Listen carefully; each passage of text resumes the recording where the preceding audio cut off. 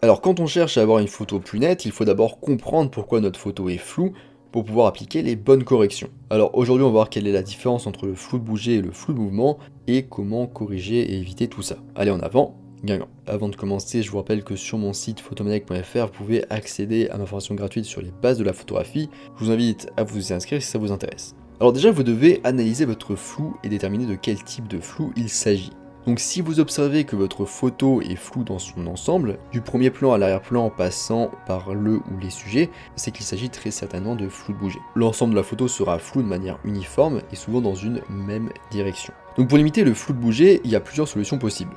Donc généralement il s'agit d'un manque de stabilité de votre appareil photo. Dans ce cas, ce qui est intéressant, c'est de passer sur trépied. En complément, vous pouvez aussi utiliser le déclencheur à distance ou le retardateur de l'appareil photo. Vous pouvez aussi éventuellement bloquer le mouvement du miroir, donc ça c'est une option dans l'appareil photo, dans le boîtier. Pensez à bien désactiver le système de stabilisation qui est sur votre objectif ou votre boîtier si vous êtes sur trépied, sinon ça créera du flou. Si vous devez rester en revanche à main levée parce que vous n'avez pas de trépied ou je sais pas, c'est votre choix, vous allez dans ce cas devoir travailler votre stabilité à vous pour avoir une bonne stabilité de l'appareil photo. Dans ce cas, activez bien la stabilisation d'image dans ce cas-là parce que c'est fait pour ça. Tenez-vous contre une surface stable comme un mur ou un muret, ça peut aider. Si vous restez debout, écartez les jambes et gardez-les dans l'alignement des épaules, pour avoir un maximum de stabilité donc. Pensez à bien rapprocher votre appareil photo de votre corps, parce qu'en fait plus on a les bras tendus, plus on aura tendance à trembler et avoir moins de stabilité du coup. Sinon vous pouvez aussi éventuellement vous allonger ou vous accroupir.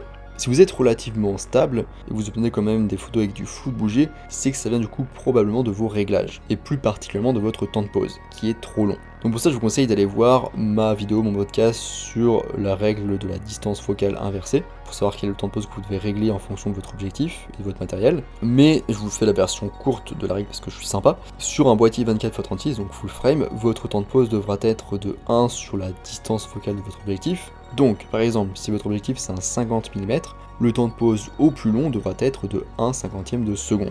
Sur des capteurs plus petits que 24x36, donc en principe c'est un peu plus compliqué d'étayer que ça, mais je ne vais pas trop détailler ici, vous pouvez simplement diviser le temps de pause par 2 par rapport à un 24x36, ce qui du coup avec un 50 mm ne donnera plus 1/50 de seconde, mais 1/100 de seconde, donc 2 fois plus court. Et aussi une règle, un repère qui revient souvent sur le temps de pause à main levée, c'est de ne pas être plus long que 1/100 de seconde. Et rappelez-vous que plus vous avez un téléobjectif, plus le moindre mouvement d'appareil photo sera visible et enregistré, et que généralement avec un objectif beaucoup plus court comme un grand angle, tout ce qui est mouvement d'appareil photo sera moins visible, moins enregistré. Donc ça c'est pour le flou de bouger. Maintenant, petit cas particulier, si le flou est uniforme, donc il y a du flou dans toute votre photo, mais qu'il n'y a pas de mouvement au niveau du flou, donc il n'est pas directionnel, c'est qu'il s'agit très probablement d'un problème de mise au point. Donc dans ce cas, il faut que vous travaillez votre mise au point, soit vous êtes resté en mode manuel et du coup l'autofocus ne fonctionne plus, soit vous avez mal réglé votre mise au point manuellement, ou encore votre matériel peut être sale. Maintenant on va passer au deuxième type de flou qui est le flou de mouvement. Donc ici le flou, si vous observez bien, il s'applique que sur des sujets qui sont en mouvement dans votre photo. Donc en fait, ce qui se passe, c'est que les sujets sont trop rapides pour votre temps de pause qui est lui trop long, et du coup l'appareil photo enregistre des traînées du sujet. C'est-à-dire il enregistre des bouts de sujets qui sont passés à différents endroits et qui sont enregistrés. Alors à savoir que le flou de mouvement n'est pas nécessairement mauvais, ce qui permet de retranscrire éventuellement la vitesse. Par exemple si vous prenez en photo une course de cyclistes et qui sont un petit peu flous avec des traînées de mouvement, eh bien ça peut très bien fonctionner, ou un animal qui court très vite par exemple. Du coup pour limiter ce flou de mouvement, il n'y a pas 36 solutions, il va falloir jouer sur le temps de pause. Il faudra l'adapter pour chaque sujet. Donc il faut tester, mais je vais vous donner quelques repères. Donc par exemple pour une personne qui bouge un peu mais qui ne court pas, ça peut être un temps de pause de 1/60 de seconde. Pour des voitures ou des cyclistes ou des personnes qui sautent ou qui courent, ça peut être entre 1/160 de seconde et 1/500 de seconde. Ou encore par exemple pour un oiseau ou un insecte un petit peu rapide, ça peut être entre 1 millième de seconde et 1 demi-millième de seconde.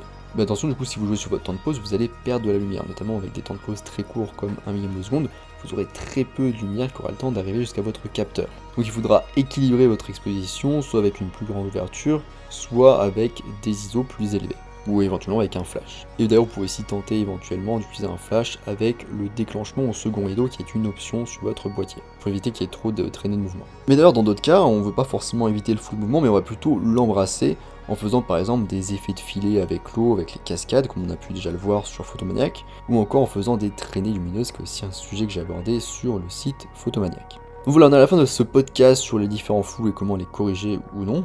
Donc le but ici c'était pas de rentrer trop dans les détails, juste de vous donner quelques pistes, quelques conseils. Normalement ça devrait quand même pas mal vous aider. Je vous rappelle que sur mon site photomaniac.fr vous pouvez toujours accéder à ma formation gratuite sur les bases de la photographie. Je vous invite à vous inscrire si c'est pas déjà le cas. Moi je vous laisse ici à vos anciennes photos floues je l'espère et je vous dis à bientôt sur les internets mondiaux.